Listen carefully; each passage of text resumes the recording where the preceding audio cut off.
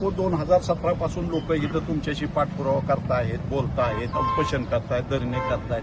ह्या कचरा डेपोला प्रदूषण मंडळाची मान्यता आहे का? एवढ्या प्रश्नाचं उत्तर एवढंच एक सांगा आम्हाला.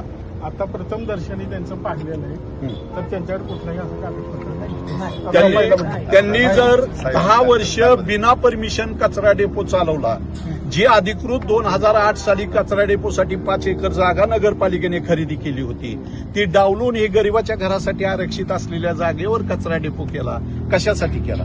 तुमचा हा प्रश्न तुम्ही का 10 वर्षात ह्याच्यावर कारवाई केली नाही सर? आम्ही ह्याचं 6 वर्ष धरलं, तुम्ही एक दिवस सुद्धा प्रदूषण मंडळाने मान्य तुमचं म्हणणं. 90-95 वर्षाची मॅडमशी मी बोललो, त्यांना काही यातलं जवळजवळ माहित नाही. माझ्या अहो काहीच केलं नाही नगरपालिका. मॅडमकडनं काय उत्तर अपेक्षित होतं तुम्हाला? नाही हा कचरा डेपो म्हणजे अनधिकृतच आहे नाही तर त्यांच्याकडे पेपर्स नाहीये. तुम्ही काय कारवाई करणार डेपो हा आज काय पंचनामा सर तुम्ही ह्याच्यावर काय कारवाई करणार नाही का? कारवाई करणारे ह्यांच्याकडे आता पेपर नाहीये. ते मॅडम म्हणली मी सरांकडे घेऊन तुम्हाला देईन. आणि एक नागरिक म्हणून बोलतो, मी तर राहिला आता प्रभाग क्रमांक 8 मळ्यामध्ये हा कचरा डेपो पेटवतात आणि हा जर पस्तीचा कचरा आमच्या लहान मुलांच्या नाकात तोंडात जातो. ह्याला जबाबदार कोण? उद्या आमच्या एखाद्या घरात गेलं ह्याला जबाबदार कोण राहणार आहे? आतमध्ये सुद्धा जात नाही, प्रदूषण होत आहे. आज 24 तास झाले कचरा डेपो पेटलेला आहे. कचरा डेपो पेटवला कोणी? पाठीमागील काळात 2 आमच्या युवकांवरती गुन्हा दाखल करण्यात आला.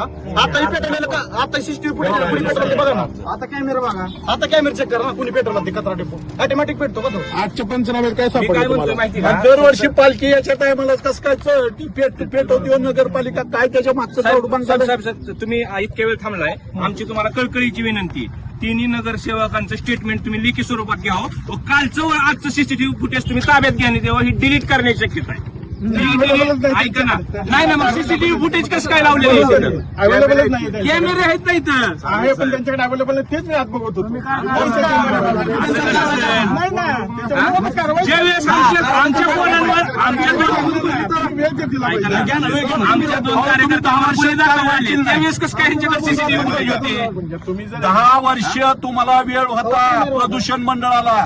तुम्हाला नोटीस दिल्यात आम्ही हायकोर्टातर्फे. प्रदूषण मंडळाची पत्र आहेत सर आम्हाला. आम्ही काय आज बांधत नाही या विषयावर.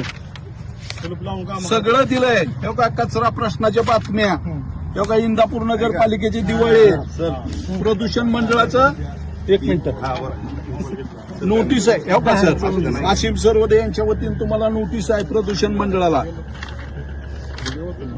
1 नोटीस, दुसरी पर्यावरणाला नोटीस.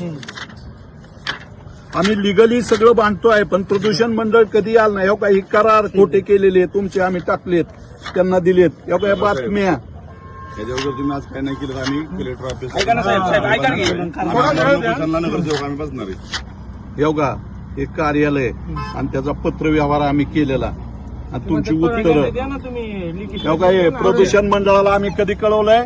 30/1/2016 कळवलंय. 10 वर्ष झाले. साहेब आणि